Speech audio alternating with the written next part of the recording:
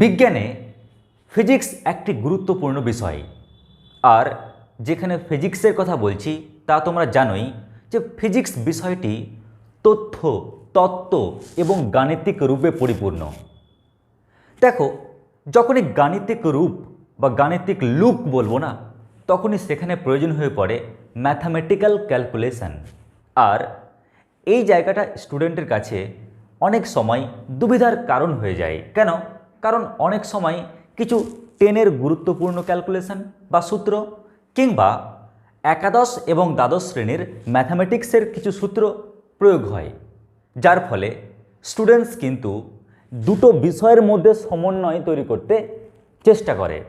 তো আমি ভাবলাম যে আমি একটা মাত্র ভিডিওতে গাণিতিক সমস্ত তথ্য বিশ্লেষণ না করে যদি আমি প্রত্যেকটি ফিজিক্সের চ্যাপ্টার অনুযায়ী কি ম্যাথস কাজে লাগে সেই তথ্য যদি বিশ্লেষণ করি, তাহলে তোমাদের চ্যাপ্টার পড়ার সময় অনেক সুবিধা অনুভব করবে। এক্সাম্পল, যেমন ধরো তোমাদের দ্বাদশ শ্রেণীর প্রথম চ্যাপ্টার স্থির তড়িতের প্রাথমিক ঘটনাবলী। আমি এই চ্যাপ্টারটিকে টার্গেট নিলাম। যখন তোমরা এই চ্যাপ্টারটি স্যারের কাছে প্রথম শিখতে যাবে, স্যার যখন তোমাদের তথ্য বিশ্লেষণ করবেন, তত্ত্ব তোমাদের শেখাবেন, যখনই গাণিতিক ক্যালকুলেশন হবে বা গাণিতিক রূপ আসবে, স্যারের গাণিতিক রূপ যখন বোঝানোর টেকনিক ফলো করবে, প্রত্যেকটা টপিক বুঝতে পারছো, কিন্তু যেখানে ক্যালকুলেশন আছে, ওই ক্যালকুলেশনে যদি বাই চান্স কখনো প্রয়োজন বোধ করো যে না, এটা কেমন করে হলো, এই ক্যালকুলেশনটা কি করে হয়, এটা তো ম্যাথামেটিক্সের অংশে চলে গেল, তো ওই পার্টটা নিয়েই আমি প্রত্যেকটি চ্যাপ্টারে ধরে ধরে আলোচনা করব। আর আমি এর একটা একটা করে পার্ট রেডি করব। তো সেই অনুযায়ী আজকে তোমাদের স্থির তড়িতের প্রাথমিক ঘটনাবলীর ফার্স্ট চ্যাপ্টারের প্রথম পার্ট। আমার প্রিয় ভাই বোনেরা, আজকে আমি এই চ্যাপ্টারটির যে টপিকগুলো বলবো, সেই টপিকগুলো সম্পর্কে যদি সম্যক ধারণা রাখতে পারো, তাহলে এই চ্যাপ্টারের গাণিতিক ক্যালকুলেশন নিয়ে এবং ফর্মুলা নিয়ে কোনো প্রবলেম হবে না। এবং যখন তুমি ক্লাস করবে স্যারের কাছে, তখন পরিষ্কারভাবে বুঝতে পারবে। অন্ততপক্ষে শিক্ষক মহাশয় বা শিক্ষিকা মহাশয় যখন তোমাদের টপিক বোঝাবেন, তখন ক্যালকুলেশানে তোমরা আর বাঁধবে না। তাই চলো শুরু করি আজকের টপিক। আজকে আমি এই চ্যাপ্টারের জন্য ফোকাস দিচ্ছি এই তিনটে টপিকে। একটি গোলক, নাম্বার 2 ঘনত্ব এবং নাম্বার 3 বীজগাণিতিক যোগ।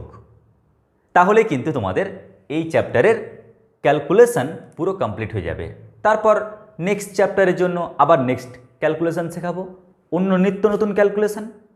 চলো প্রথমেই তোমাদের বলি গোলক। তাহলে আমরা প্রথমে আলোচনা করব গোলক সংক্রান্ত কিছু তথ্য। তো প্রথমে লিখি গোলক।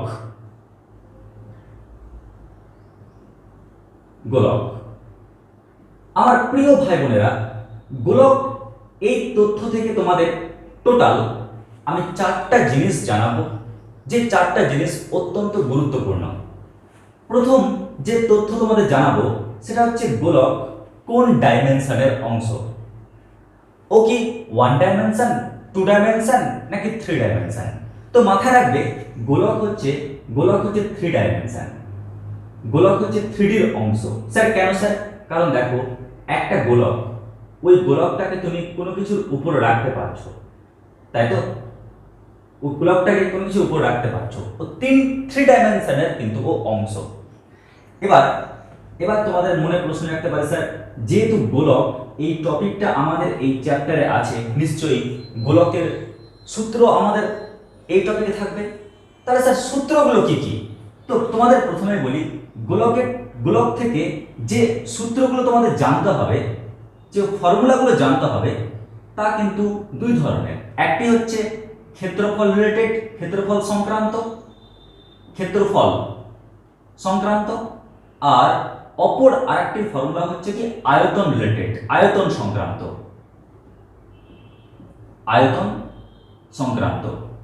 ক্লিয়ার? একটা হচ্ছে ক্ষেত্রফল সংক্রান্ত আর একটা কি আয়তন সংক্রান্ত। স্যার ক্ষেত্রফল মানে কি, বা ক্ষেত্রফল কি করে বুঝবো, কি করে ফিল করবো স্যার ক্ষেত্রফল? ক্ষেত্রফল অনুভব করার টেকনিক হচ্ছে রং। ক্লিয়ার? যখনই তুমি যে কোনো লেভেলে তুমি পড়ো না কেন, যখনই তুমি মাথায় ভাববে ক্ষেত্রফল, স্যার আমি যেমন স্যার দুর্গাকে দেখতে পাচ্ছি প্রতিমার আকারে, স্যার আমি ধরুন শিবকে দেখতে পাচ্ছি প্রতিমার আকারে, তাই ফিল করতে পারছি আচ্ছা ও দেবতা বা দেবী। কিন্তু কিন্তু প্রশ্ন হচ্ছে স্যার আমি ক্ষেত্রফল কি করে ফিল করব স্যার, আয়তন কি করে ফিল করব স্যার, এটাকে অনুভব করার টেকনিকটা কি? তো মাথায় রাখবে ক্ষেত্রফলকে অনুভব করার টেকনিক হচ্ছে রং। কিরকম? তুমি ধরো এই এই হোয়াইট বোর্ডে রং করতে পারছো, তার মানে কি এর কিন্তু এরিয়া আছে। তুমি কি বাতাসে রং করতে পারবে? বাতাসে রং করতে পারবে না। তুমি যদি বাতাসে রং করতে চাও তাহলে মানুষ তোমাকে পাগল করবে, কি করছে রে ভাই। কিন্তু তুমি যদি আবার দেওয়ালে রং করতে যাও মানুষ তোমাকে পাগল করবে না, কারণ দেওয়ালে রংটা দেখা যাবে কিন্তু বাতাসে রংটা দেখা যাবে না। তাই আমরা কি বলতে পারি, যেখানে কালার হবে তার এরিয়া আছে। নাম্বার 2 কি আয়তন। আয়তন ব্যাপারটা কি? আয়তন অর্থে বোঝায় পরিমাণ। কি বললাম? পরিমাণ। তুমি বালতির মধ্যে জল ঢালো, জল ঢালো, জল ঢালো, জলটা আটকাবে, তাই না? তার মানে কি বালতির মধ্যে জল ধারণ করা যাচ্ছে, তার মানে পরিমাণ বোঝাচ্ছে। যেখানে পরিমাণ বোঝাবে সেখানে বলবো আয়তন আছে। তাহলে লক্ষ্য করো, আমরা গোলকের ক্ষেত্রে ক্ষেত্রফলের ফর্মুলা কি আমরা জানি, 4 পাই আর স্কয়ার। এটা তোমরা দশম শ্রেণীতে শিখেছো। ক্লিয়ার? ক্লাস 10 দশম শ্রেণীতে শিখেছো ক্ষেত্রফলের ফর্মুলা। স্যার আয়তনের ফর্মুলা কি? আয়তনের ফর্মুলা 4/3 পাই আর কিউব। তোমাদের ফিজিক্সে এই দুটো ফর্মুলা প্রচুর কাজে লাগে, একাদশ এবং দ্বাদশ শ্রেণীতে। কিন্তু স্পেসিফিক ভাবে আমি এই চ্যাপ্টারটা আলোচনা করছি, তাই এর দিকেই ফোকাস দেব। এবার দেখো একটা গোলক, একটা গোলক, গোলককে যদি তুমি মাঝ বরাবর কেটে দাও, ক্লিয়ার, তাহলে কি পাবে? তো দেখো একটা গোলক, একটা গোলককে যদি তুমি যদি এই মাঝ বরাবর কেটে দাও, এই মাঝ বরাবর কেটে দাও, তাহলে দেখতে পাবে একটা বৃত্তাকার অংশ, তাই না? একটা বৃত্তাকার অংশ দেখতে পাবে। তো আমি এটাই বললাম, যদি একটা গোলককে মাঝ বরাবর কেটে দাও তাহলে দেখতে পাবে একটা বৃত্তাকার অংশ। তো মনে হচ্ছে স্যার দেখে তো লাগছে উপবৃত্তাকার অংশ। না রে ভাই, তুমি যদি এইখানে চোখ রাখো আর বড় বড় চোখ করে দেখো তাহলে তুমি অবশ্যই কিন্তু হাসি মনে দেখতে পাবে যে আসলে এটা কি, এটা হচ্ছে একটা বৃত্তাকার অংশ, বৃত্তের মতন দেখতে। ক্লিয়ার? যাও আমি একটা তল এঁকে দিচ্ছি যাতে তোমাদের একটু সুবিধা হয়। এটা হচ্ছে একটা বৃত্তাকার অংশ। আমার প্রিয় ভাই বোনেরা, যখনই দেখছো এটা বৃত্তাকার অংশ, আমি এটাকে তাহলে পারফেক্ট একটা বৃত্তের মতো লুক দিই, তাহলে ধরে নাও এই হচ্ছে একটি বৃত্তাকার অংশ, বৃত্তের মতন লুক দিলাম। তাহলে আমরা জানবো যে এই বৃত্তটি থেকে টোটাল 3টি ইনফরমেশন। নাম্বার 1 ইনফরমেশন, এই বৃত্তটি কোন ডাইমেনশনের অংশ। ভাবো একটা গোলক ও কিন্তু 3 ডাইমেনশনের, কিন্তু একটা বৃত্ত ও কোন ডাইমেনশনের অংশ? অ্যানসার, একটা বৃত্ত হচ্ছে 2ডির অংশ, দ্বিমাত্রিক। স্যার কেন স্যার দ্বিমাত্রিক? কারণ হচ্ছে তুমি যখন একটা পেজ নেবে, একটা পৃষ্ঠা নেবে, পেজ, খাতার পেজ, ওই খাতার পেজে তুমি অনায়াসে কিন্তু বৃত্ত অঙ্কন করতে পারবে। ধরে নাও এই পেজের এই অংশটা হচ্ছে এক্স অ্যাক্সিস আর এই অংশটা হচ্ছে ওয়াই অ্যাক্সিস, তাহলে তুমি আরামসে তুমি এই পেজের উপর বৃত্ত আঁকতে পারবে। এখন কেন একে আমি দ্বিমাত্রিক বলছি? কারণ একটা তলের উপর আমরা এই বৃত্তটিকে এঁকেছি। যদি মনে করো আমি বৃত্তটিকে একটু টেনে উপরের দিকে উঠাবো, তাহলে ওই তলটি বলবে যে আমার ওয়াইফকে কেন তুমি নিয়ে এসেছে। তার মানে কি, যদি তুমি ওয়াইফকে টেনে নিয়ে আসো তাহলে হাজবেন্ডও চলে আসবে। তার মানে তুমি যদি বৃত্তকে টানার চেষ্টা করো প্লেনটাও এগিয়ে চলে আসবে। দেখবে তুমি যদি খাতার পেজটাকে টানো তাহলে বৃত্তটাও সঙ্গে সঙ্গে চলে আসবে। ও কিন্তু ওর সঙ্গে পৃথক হতে চাইবে না। পৃথক করতে চাইলে পুরো কেটে বাদ দিতে হবে, তাহলে দেখবে ওরা পৃথক হবে এবং এবং এই অংশটা পুরো বাতিল হয়ে যাবে। তার মানে ভাবো আমরা 2 ডাইমেনশনে কি পাচ্ছি? 2 ডাইমেনশনে পাচ্ছি তলের উপর চিত্র আঁকা যাচ্ছে, সেই ছবিগুলো হচ্ছে কি 2 ডাইমেনশন। এবার আমরা জানতে চাইবো যে এই বৃত্তটার এরিয়া কি হবে, ক্ষেত্রফল কি হবে। তো মাথায় রাখবে এই বৃত্তের যে ক্ষেত্রফল তোমরা ছোটবেলা থেকে জেনে এসেছো, ক্ষেত্রফল হয় পাই আর স্কয়ার, এটা হয় ক্ষেত্রফল, তাই তো? আর এর আয়তন কি হবে? এর আয়তন কি হবে? অ্যানসার, এর আয়তন হবে 0। স্যার আয়তনটা 0 কেন স্যার? একটু পরিষ্কারভাবে বুঝিয়ে বলুন। দেখো তুমি যদি এই বৃত্তের উপর জল ঢালো, আমরা কি জানি? আমরা জানি আয়তন অর্থে বোঝায় যে পরিমাণ, ঠিক আছে? যখন পরিমাণ বোঝাই তখন একটা জারে জল নাও আর এখানে জল ঢালো, দেখবে জল এক ফোঁটাও আটকাবে না, সবটা গড়িয়ে গড়িয়ে গড়িয়ে গড়িয়ে পড়ে যাবে।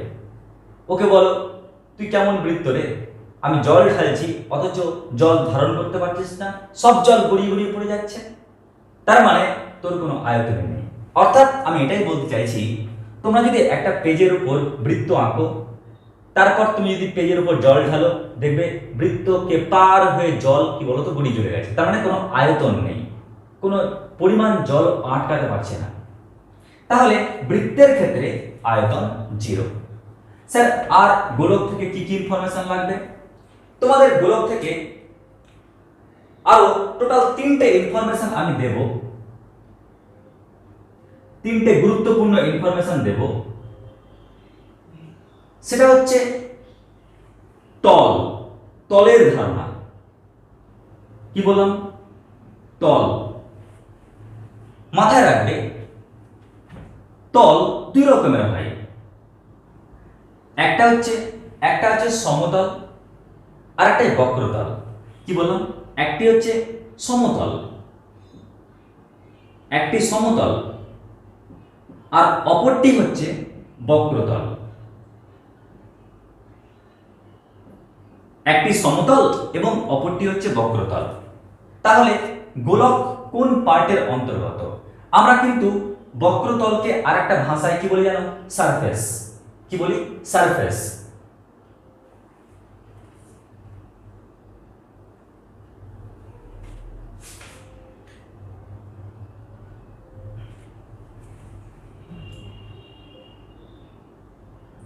সারফেস। আর সমতলকে কি বলি? প্লেন। এখন প্রশ্ন হচ্ছে স্যার গোলক কোন পার্টের অংশ, সমতল নাকি বক্রতল? তো মাথায় রাখবে আমরা যখনই গোলক নিয়ে আলোচনা করব তখন অবশ্যই গোলক হচ্ছে কি একটি বক্রতল, তাই না? গোলক হচ্ছে কি একটি বক্রতল। কিন্তু মাথায় রাখবে যখন আমরা একটা গোলকের ক্ষুদ্র অংশ নিয়ে কল্পনা করব, গোলকের একটা ক্ষুদ্র অংশ নিয়ে কল্পনা করব, তখন সেই অংশটা এত ক্ষুদ্র হবে তখন দেখে মনে হবে ও হচ্ছে সমতল। ক্লিয়ার? যখন তুমি পূর্ণাঙ্গ গোলক নিয়ে কল্পনা করবে তখন তা যার রূপ নেবে সেটা হচ্ছে কি বক্রতল। আর যখন তুমি গোলকের একটা ক্ষুদ্র অংশ নিয়ে কল্পনা করবে, ছোট্ট অংশ নিয়ে কল্পনা করবে, তখন সেই ছোট্ট অংশটা কার ভূমিকা নেবে? সেটা নেবে সমতলের ভূমিকা। স্যার আপনার কাছে কি এরকম কোনো প্রমাণ আছে যে বক্রতল আর সমতল এরকম ভূমিকা নেই? অবশ্যই আছে। যখন তুমি স্যাটেলাইট থেকে পৃথিবীকে দেখবে তখন মনে হবে গোলক, আর যখন পৃথিবীর পৃথিবী পৃষ্ঠে দাঁড়িয়ে যখন পৃথিবীকে দেখবে মনে হবে আমি সমতলের উপরে দাঁড়িয়ে আছি। তার মানে যখন তুমি একটা ছোট্ট অংশ নিয়ে বিচার করবে তখন মনে হবে সমতল, যখন তুমি পুরো গোলক নিয়ে চিন্তা করবে তখন মনে হবে কি এটি একটি বক্রতল। আশা করছি বুঝতে পেরেছো। তোমাদের এবার নেক্সট আরেকটা তথ্য এখান থেকে জানাবো, সেটা হচ্ছে কি? সেটা হচ্ছে আয়তন। আয়তন কার আয়তন? গোলকের আয়তন।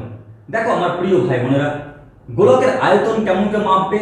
ধরে নাও এটি একটি গোলক। ক্লিয়ার? এটি একটি গোলক। এবার তুমি কি করলে? এই গোলকের এই জায়গায় একটা ছোট্ট ছিদ্র করলে, ফুটো করলে।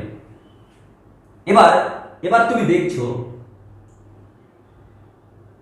একটা জার নিয়ে ওখানে জল গড়িয়ে পড়ে কিনা। এবার দেখছো হ্যাঁ, ওর মধ্যে জল কিন্তু আটকাচ্ছে, জল একটা পরিমাণ দখল করেছে। যদি বাই চান্স আমরা দেখতে পাই যে কোনো একটা গোলকের মধ্যে যদি কোথাও ছিদ্র করি, তারপর যদি আমি জল ঢালি, ওর মধ্যে জল ধারণ করা যাচ্ছে, জল ধারণ করা যাচ্ছে, তার মানে কি তার মধ্যে কিছু পরিমাণ জল আসছে। এর মানে কি পরিমাণ যেহেতু বোঝাচ্ছে, তার মানে তার আয়তন আছে। তাহলে এটাই হচ্ছে আয়তন মাপার টেকনিক। নেক্সট কি? ঘনত্ব। স্যার ঘনত্ব এই ব্যাপারটা কি? ঘনত্বের ফান্ডাটা কি স্যার? তো ঘনত্বর জন্য তোমাদের আমি বাস্তব উদাহরণ দেব মাত্র দুটো। দেখো, তোমাকে আমি দুটো মিষ্টি দেব, দেখবে সব দোকানের কিন্তু মিষ্টি টেস্ট কিন্তু একই হয় না। কোনো দোকানের মিষ্টি দেখবে একটু বেশি মিষ্টি হয়, কোনো দোকানের মিষ্টি দেখবে একটু কম মিষ্টি হয়, বা একই দোকানের মিষ্টির স্বাদ ভিন্ন ভিন্ন হয়। মিষ্টি হয় কিন্তু কোনোটা একটু অন্য রকমের মিষ্টি, মানে বেশি মিষ্টি, কোনোটা কম মিষ্টি। তো ধরে নাও তুমি একটা দোকান থেকে একই সাইজের দুটো রসগোল্লা কিনলে। ক্লিয়ার? একই সাইজের দুটো রসগোল্লা কিনলে, একই রকম দেখতে হয় না? দেখবে একটা রসগোল্লা এমন হয় স্পঞ্জের মতো, প্রেস করবে তো ছোট হয়ে যাবে, আবার নিজে নিজে বড় হয়ে যাবে। তার মানে একটা হচ্ছে স্পঞ্জ টাইপের মিষ্টি, দেখবে ওই মিষ্টিগুলো কিন্তু খেতে বেশি মিষ্টি নয়, অতটা মিষ্টি নয়। কেন মিষ্টি নয়? কারণ তার ঘনত্ব অনেক কম থাকে, ফাঁপা থাকে। আয়তন সেম দুটোরই, কিন্তু ওর ঘনত্ব কম। মাথায় রাখবে, যার ঘনত্ব বেশি তার মিষ্টির পরিমাণটাও বেশি। আবার কিছু মিষ্টি দেখবে প্রেস করবে ও কোনো ক্রমে ও ছোট হতেই চাইবে না। তার মানে ওই সমস্ত মিষ্টি দেখবে প্রচুর মিষ্টি লাগে খেতে। তার মানে কি ওই রসগোল্লার ঘনত্ব অনেক কিন্তু বেশি। আর ঘনত্ব বেশি হওয়ার জন্য আমরা কিন্তু বলতে পারি যে এটি বেশি মিষ্টি আর এটি কম মিষ্টি। ক্লিয়ার? তো এই হচ্ছে ফান্ডা। আমি তোমাদের গোলক সম্পর্কে একটা আইডিয়া দিলাম। তো কি বললাম? আমাদের গোলক হচ্ছে কি 3 ডাইমেনশন একটা পার্ট। গোলকের ক্ষেত্রফলের সূত্র, আয়তনের সূত্র কি? গোলকের একটা অংশকে কাটলে যে অংশটা দেখতে পাবে বৃত্ত, সেই বৃত্তর 2 ডাইমেনশনের অংশ হয়, যার এরিয়া হয় পাই আর স্কয়ার। অনেকে ফিল করতে পারে স্যার আয়তন কি হবে স্যার? তো মনে রাখবে, যখন বৃত্তে তুমি জল ঢালবে 2 ডাইমেনশন, তো জল গড়িয়ে পড়ে যাবে, তার মানে কি ওর আয়তন নেই। আর কি লাগবে? গোলকের যে তল, আমরা কোন তল নিয়ে কাজ করব? বক্রতল, কারণ গোলক একটা বক্রতল। স্যার কখন সমতল হয়? যখন তুমি ছোট্ট অংশ নিয়ে কাজ করবে তখন সমতল দেখে লাগবে। আয়তনের ফান্ডাটা কি সেটাও বললাম, এবং ঘনত্ব এটাও বললাম। এবার চলে আসছি আমরা পরবর্তী টপিকে, তা হচ্ছে ঘনত্ব। ঘনত্ব এই টপিকটি বলার পূর্বেই আমার বলা প্রয়োজন পদার্থ সম্পর্কে একটু সম্যক ধারণা। পদার্থ, ক্লিয়ার? পদার্থ, ম্যাটার। আচ্ছা আমার প্রিয় ভাই বোনেরা, দেখো পদার্থ, আমি যে একটা টপিক তোমাদের সামনে রাখলাম পদার্থ, তোমরা বলতে পারবে এই পদার্থের মধ্যে কি কি বল কাজ করে? পদার্থের মধ্যে কি বল কাজ করে? আমি এটাই জানতে চাইছি, পদার্থের মধ্যে কি বল কাজ করে? তোমরা বলতে পারো স্যার আমরা জানি পদার্থের মধ্যে একটা বল কাজ করে, যা একাদশ শ্রেণীতে শিখেছি, সেটা হচ্ছে মহাকর্ষ বল।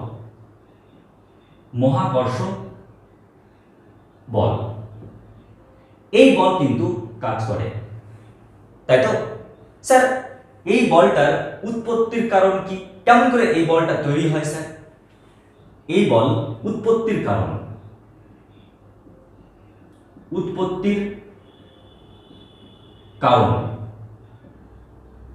ও নিজে, বস্তুটি নিজেই। ক্লিয়ার? ও কিন্তু নিজেই তৈরি করে, ওকে বাইরে থেকে ওকে তৈরি করতে হয় না। ও বলে এটা আমার আমার নিজস্ব বল, এর জন্য কাউকে আমাকে পে করতে হবে না। ঠিক আছে, মানলাম এটা হচ্ছে নিজস্ব বল। এই বলের বৈশিষ্ট্যটা কি? এই বলের বৈশিষ্ট্য কি? মাথায় রাখবে, এই বলটার বৈশিষ্ট্য হচ্ছে অন্য একটা বস্তুকে আকর্ষণ করা, তাই না? একটা বস্তু, একটা পদার্থ, ওর এই বলটার বৈশিষ্ট্য কি? মহাকর্ষ বলের বৈশিষ্ট্য হচ্ছে অন্য একটা বস্তুকে আকর্ষণ করা, তার মানে আকর্ষণ। স্যার, এই বলটা তৈরির জন্য কে দায়ী? নিশ্চয়ই কোনো একটা কিছু ঘটার জন্য কেউ দায়ী থাকে, তাহলে এই বল ঘটার জন্য দায়ী কে? তো মনে রাখবে, এই বল ঘটার জন্য দায়ী হচ্ছে বস্তুর ভর। বস্তুর ভর, ভর হচ্ছে দায়ী। ক্লিয়ার? তো আমরা এখান থেকে কি জানলাম? একটা পদার্থের মধ্যে বল কাজ করে, সেটা হচ্ছে কি? মহাকর্ষ বল। তার এই বলটা উৎপত্তির কারণ কি? আমরা দেখলাম ও নিজে নিজেই তৈরি হয়, বাইরে থেকে ক্রিয়েট করতে হয় না। এই বলের বৈশিষ্ট্য কি? এই বলের বৈশিষ্ট্য হচ্ছে আকর্ষণ করা। এই বলটির জন্য দায়ী কে? কে দায়ী? কার জন্য এই বলটি তৈরি হয়? অ্যান্সার বস্তুর ভর। তাহলে আমরা বলতে পারি এখান থেকে, তাহলে আমরা কোন বস্তুর ঘনত্ব, ঘনত্বের ফর্মুলা কি? তো মাথায় রাখবে, ঘনত্বের ফর্মুলা হচ্ছে বস্তুর ভর বাই বস্তুটির আয়তন। এটা হচ্ছে ঘনত্বের ফর্মুলা, অ্যাকচুয়াল ফর্মুলা। কিন্তু আমার প্রিয় ভাই বোনেরা, তোমরা এটা জানো কি যে বস্তুর মধ্যে আর এক ধরনের কিন্তু বল রয়েছে? কি বলতো? কি বললাম? পদার্থের মধ্যে অপর আর এক ধরনের বল কিন্তু রয়েছে। স্যার, আর একটা বল আছে? হ্যাঁ, আর একটা কিন্তু বল থাকে। সেই বলটি হচ্ছে কি জানো? তড়িৎ বল। সেই বল তড়িৎ বল। স্যার, এটা আবার কেমন বল স্যার? এই বল নিশ্চয়ই তৈরির জন্য কিছু কারণ থাকে, তো এর উৎপত্তির কারণ কি? এর উৎপত্তির কারণ কি? কারণ তো অনেক হতে পারে, তবে এর একটা কারণ হচ্ছে কি? ঘর্ষণ বল। ঘর্ষণ, তার মানে তুমি যখন ঘর্ষণ করবে তখনই কিন্তু এই বলটা উৎপন্ন হবে। তার মানে এই বল আছে ওর মধ্যেই, পদার্থের মধ্যেই, কিন্তু ক্রিয়েট করতে হচ্ছে, তৈরি করতে হচ্ছে। কিন্তু এটা তৈরি করতে হতো না, ওর ওটা নিজস্বই বল, একদম ও অল টাইম ক্রিয়া করে। কিন্তু এটা অল টাইম ক্রিয়া করে না, এটার জন্য কিন্তু আমাকে ওই বলটাকে ওকে জাগাতে হচ্ছে। আরে ভাই দেখ, ঘর্ষণ করার ফলে ওই বলটাকে উৎপন্ন করতে হচ্ছে, কিন্তু আছে পদার্থের মধ্যেই। আচ্ছা, এই বলের বৈশিষ্ট্য কি? এই বলের বৈশিষ্ট্য কি? তো এই বলের বৈশিষ্ট্য একটাই, সেটা হচ্ছে এই বল আকর্ষণও করতে পারে আবার বিকর্ষণও করতে পারে। অর্থাৎ আকর্ষণ বিকর্ষণ, আকর্ষণ ও বিকর্ষণ। স্যার, এই বল তৈরির জন্য দায়ী কে? কে দায়ী? যেমন জানতাম এখানে মহাকর্ষ বল তৈরি করার জন্য দায়ী হচ্ছে বস্তুর ভর, তবে এই তড়িৎ বল তৈরি করার জন্য দায়ী কে? তো আমরা এখানে দায়ী করতে পারি একমাত্র কাকে? তড়িৎ আধানকে। তড়িৎ আধান। ক্লিয়ার? এই আধান হচ্ছে কি? দায়ী। স্যার, এখান থেকেও কি ঘনত্বের কোনো ফর্মুলা আছে? এখান থেকেও ঘনত্বের কি কোনো ফর্মুলা আছে? অবশ্যই ঘনত্বের ফর্মুলা আছে, তবে সেই ফর্মুলাটি তিনটি ফান্ডার উপর দাঁড়িয়ে আছে। ক্লিয়ার? এই ঘনত্বের ফর্মুলা তিনটি ফান্ডা তার উপর কিন্তু দাঁড়িয়ে আছে। স্যার, কি কি সেই ফান্ডা একটু বলুন। একটিকে আমরা বলতে পারি লিনিয়ার ডেনসিটি অফ চার্জ। কি বললাম? Linear density of charge. এর মানে কি? এর মানে হচ্ছে ধরো ধরো একটা লাইন এল দৈর্ঘ্যের, এর মধ্যে ধরো চার্জ রয়েছে কিউ পরিমাণ। ক্লিয়ার? তাহলে আমরা কি বলতে পারি? আমরা বলতে পারি এক্ষেত্রে ঘনত্ব সমান কি? এক্ষেত্রে ঘনত্ব সমান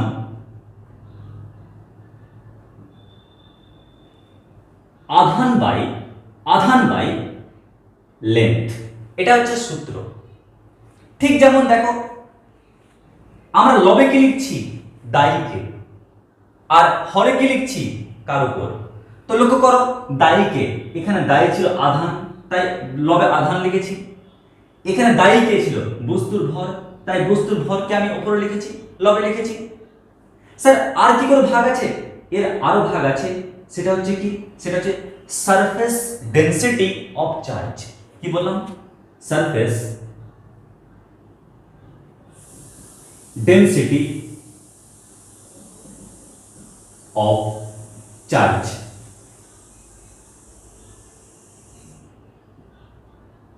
স্যার এর ফান্ডাটা কি? এর ফান্ডাটা এটাই যে ধরো আমি একটি গোলক নিলাম, গোলকের সারফেস, ওর কিন্তু আয়তন না, ওর খালি পৃষ্ঠতল নিয়ে কাজ করছি, অনলি পৃষ্ঠতল। এই পৃষ্ঠতলে কি রয়েছে? এই পৃষ্ঠতলে রয়েছে চার্জ। কত পরিমাণ? কিউ পরিমাণ চার্জ রয়েছে। কার উপর? এই পৃষ্ঠতলের উপর। পৃষ্ঠতল মানে কি? এরিয়া। তুমি পৃথিবীর কোথায় বাস করো? পৃথিবীর পৃষ্ঠে বাস করো। ওই কারণে তো আমরা বলি এই তোর জমির পরিমাণ কত বর্গ এককে? বর্গ একক মানে এরিয়া জিজ্ঞেস করি, কারণ ওই লোকটা পৃথিবীর ভিতরে কিন্তু বাস করে না, পৃথিবীর পৃষ্ঠে বাস করে। তাই এই যে সারফেস মানে কি? বক্রতল। তো এই বক্রতল যাকে আমরা বলছি এরিয়া, মানে এ নাম দিচ্ছি বক্রতলটা। তাহলে আমরা এক্ষেত্রে ঘনত্ব বলতে কি বুঝি? এক্ষেত্রে ঘনত্ব বলতে আমরা বুঝি এটাই, লবে কি লিখি? দায়ীকে। তো এখানে দায়ী হচ্ছে আধান অর্থাৎ কিউ, আর হরে কি লিখবো? এরিয়া। ব্যাস, এটা হচ্ছে কি ঘনত্বের ফর্মুলা। আবার আমরা আরেকটা পার্টে ভাগ করতে পারি, সেটা হচ্ছে কি ভলিউমের দৃষ্টিভঙ্গি দিয়ে, আয়তনের দৃষ্টিভঙ্গি দিয়ে। তার মানে কি? Volume density of charge. এর মানে কি দেখো, ধরো এটা হচ্ছে গোলক, এই গোলকের আয়তন ভলিউম ধরো ভি, আর পুরো গোলক জুড়ে, একদম পুরো গোলক জুড়ে আধানে পরিপূর্ণ হয়ে যায়, টাইটাম্বুর হয়ে যায় একদম। তাহলে এক্ষেত্রে আমরা ঘনত্বের ফর্মুলা কি পাই? ঘনত্বের ফর্মুলা পাই দায়ীকে আধান, আর হরে হচ্ছে কি? ভলিউম। কিন্তু তোমাদের বইতে এই তিনটে টপিকের মধ্যে এই চ্যাপ্টারে যেটা নিয়ে উল্লেখ করা আছে সেটা হচ্ছে আধানের তলমাত্রিক ঘনত্ব। ক্লিয়ার? তো আমরা আধানের যে তলমাত্রিক ঘনত্ব, যার আমরা ইংলিশে বলবো কি সারফেস ডেনসিটি অফ চার্জ, অর্থাৎ এই পার্টটা নিয়ে আলোচনা করা আছে। আমরা এই পার্টটাকে কি বলি? আধানের তলমাত্রিক ঘনত্ব।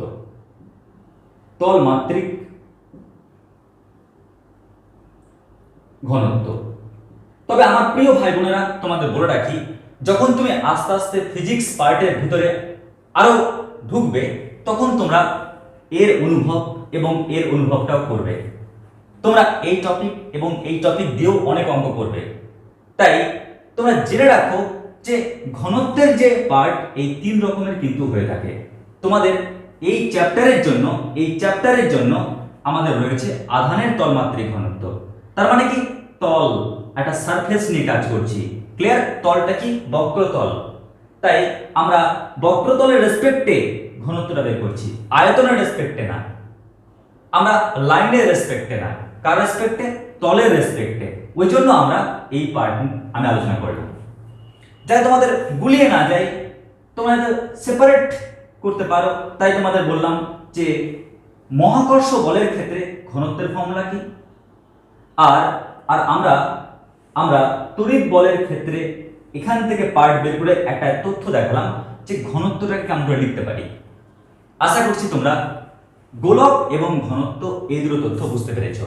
এবার লাস্ট আরেকটি তথ্য রয়েছে, এটা বললেই তোমাদের কমপ্লিট হয়ে যাবে এই চ্যাপ্টারের পুরো ফান্ডা। ওকে, এবার দেখো নেক্সট বীজগাণিতিক যোগ। এবার দেখো বীজগাণিতিক যোগ, স্যার এটা আবার কি? আমার প্রিয় ভাই বোনেরা লক্ষ্য করো, আমি কয়েকটা যোগ দেখাচ্ছি। যেমন ধরো 1, আমাকে পরিষ্কারভাবে বলবে 1, আমি যোগ করলে কি পাবো? 1 পাবো। আমি তার অন্য কোনো ডিজিট লিখিনি, ঠিক আছে। আচ্ছা, আমি 1 এর সঙ্গে আমি আরেকটা 1 যোগ করছি, রেজাল্ট কি পাবো? স্যার দুটো 1, তাই 2। আমি আবার বলছি এই 1 এর সঙ্গে আমি আরেকটা 1 যোগ করলাম, রেজাল্ট কি পাবো? স্যার তিনটে 1 যোগ করলে 3। ভাবো ব্যাপারটা, একটা 1 যোগ করলে 1, দুটো 1 যোগ করলে 2, তিনটে 1 যোগ করলে 3, চারটে 1 যোগ করলে 4, পাঁচটে 1 যোগ করলে 5, ছটা 1 যোগ করলে 6, 20টা 1 যোগ করলে 20, 100টা 1 যোগ করলে 100, 500টা 1 যোগ করলে 500।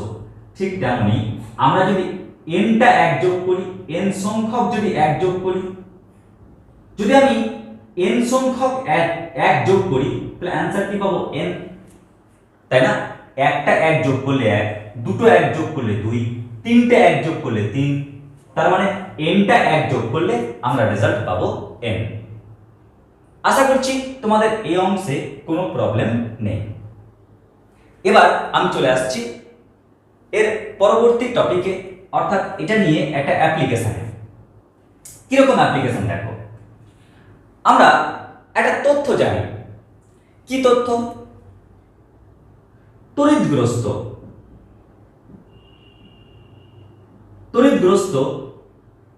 দুই রকমের হয়ে থাকে। তড়িৎগ্রস্ত সাধারণ পক্ষে দু রকম হয়ে থাকে। একটা হচ্ছে পজিটিভ ধনাত্মক তড়িতাধান, ধনাত্মক তড়িতাধানের ক্ষেত্রে,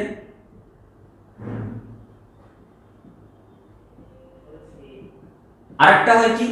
আরেকটা হয় ঋণাত্মক তড়িতাধানের ক্ষেত্রে, ঋণাত্মক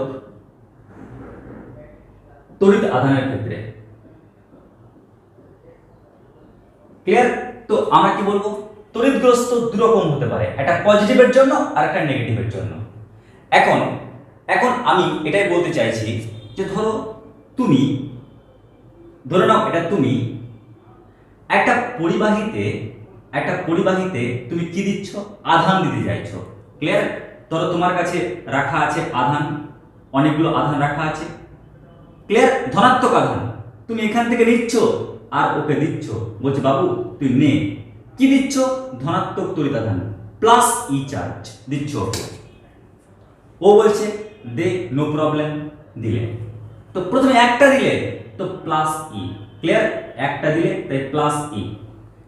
তুমি বলছো বাবু আরেকটা নেই, তুমি আরেকটা দিলে তাই আবার একটা প্লাস ই। তুমি বলছো ভাই তুই আরেকটা নে, তুমি আরেকটা দিলে, তাহলে আরেকটা যে দিলে প্লাস ই, তাহলে প্লাস ই আরেকটা দিচ্ছ। তার মানে ভাবো, যখন তুমি তড়িতাধান দাও না পরিবাহীকে, মাথায় রাখবে তুমি কিন্তু ভগ্নাংশ আকারে দিতে পারবে না, দিলে গোটা আকারে দিতে হবে। কেউ আর ভাবছো স্যার এক কাজ করি কনজুসির মতন e/2 দিই, যেমন করে আমরা অনেক সময় বাজার করি না, দাম যদি 2 টাকা হয় 1.5 টাকা নিন না, ওরকম না, একদম 2 টাকা তো 2 টাকাই। যেমন তোমরা বাজার কলকাতা বা স্টাইল মার্কেটে গিয়ে অ্যামাউন্ট কমাতে পারো না, যা বলে ওই দামই নাও, ঠিক তেমনি একদম গোটা আমরা ইলেকট্রন দেওয়ার চেষ্টা করি বা দিই। মানে একটা ইলেকট্রন আরেকটা ইলেকট্রন আরেকটা ইলেকট্রন আরেকটা ইলেকট্রন, এভাবে চলছে প্লাস ই। এখন প্রশ্ন হচ্ছে এরকম ভাবে যে একটা করে ইলেকট্রন নিচ্ছ আর দিচ্ছ একটা করে, তাহলে এর যে যোগফল, সেই যোগফলটা কি হবে? তো দেখো টোটাল চার্জ যাকে কিউ বলছি, তাহলে কিউ সমান কি? ই যোগ ই যোগ e plus dot dot dot dot plus কি ই। এবার লক্ষ্য করো, আমরা এখান থেকে যদি ই কমন নিই তাহলে কি পাচ্ছি, 1 যোগ 1 যোগ 1 যোগ ডট ডট ডট যোগ 1। এখানে টোটাল কতগুলো ই দিয়েছো, ধরে নাও তুমি n সংখ্যক ই দিয়েছো, n বার, 1 বার 2 বার 3 বার 4 বার 5 বার করে n বার দিয়েছো। তাহলে তাহলে এখানে n বার যদি ই থাকে তো ই কমন নিয়ে নিলে n বার 1 পড়ে থাকবে, আর n টা 1 যোগ করলে কি হয়, n। তাহলে আমরা q সমান কি পেলাম, q সমান পেলাম n ইনটু ই, তাই তো, n ইনটু ই। একই রকম ভাবে ধরে নাও তুমি কি করছো, তুমি আবার এবার নেগেটিভ চার্জ দিচ্ছ এই পরিবাহীকে, দাও কোনো সমস্যা নেই। প্রথমে বলছো দাঁড়া আগে নিতে দে, এই হাত ঢুকিয়ে নিচ্ছ আর দিচ্ছ, যদিও মজা করে এটা আঁকলাম তোমাদের বোঝার সুবিধার্থে।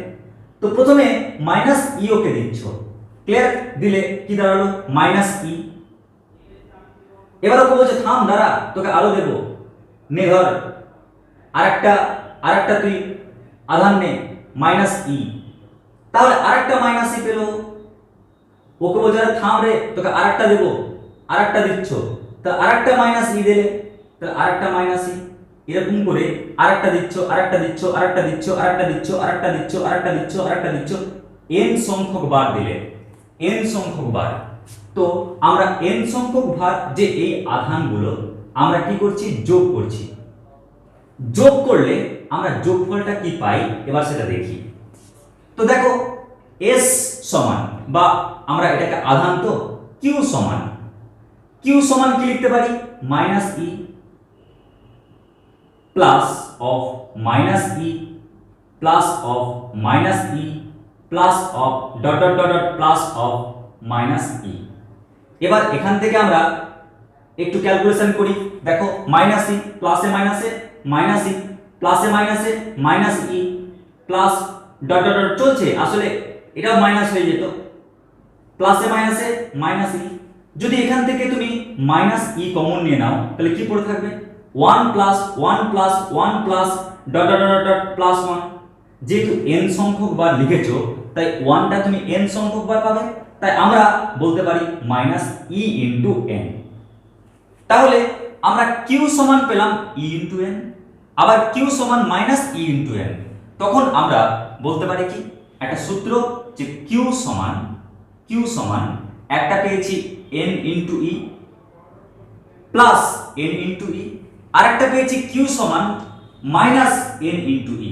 তার মানে আমরা আধানের যে ফর্মুলা সেই ফর্মুলা কিন্তু পেয়ে গেলাম, ক্লিয়ার।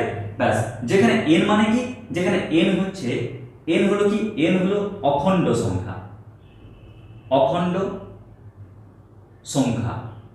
স্যার অখণ্ড সংখ্যা কি, অখণ্ড সংখ্যা মানে হচ্ছে পূর্ণ সংখ্যা। ব্যাস, তো এই হচ্ছে তোমাদের এই ক্যালকুলেশন। তো তোমাদের অনেক সময় মনে হয় স্যার এই একটা করার পর কেন n ই আসে, এই ক্যালকুলেশনটা যে ইম্পর্টেন্ট। আমরা যেহেতু n সংখ্যক 1 যোগ করি তাই আমরা এখানে লিখি কি n। আশা করছি তোমরা এই টপিকটি বুঝতে পেরেছো। এছাড়া এই টপিকের উপর আর সেরকম কোনো গুরুত্বপূর্ণ ক্যালকুলেশন নেই, তবে এর পরবর্তী চ্যাপ্টারগুলোতে অবশ্যই ভেক্টর কিংবা আদার্স অন্য সংক্রান্ত ক্যালকুলেশন রয়েছে। তোমাদের নেক্সট ক্লাসে নেক্সট পার্টে তা দেখাবো। এই বলে আজকে অবধি, নমস্কার।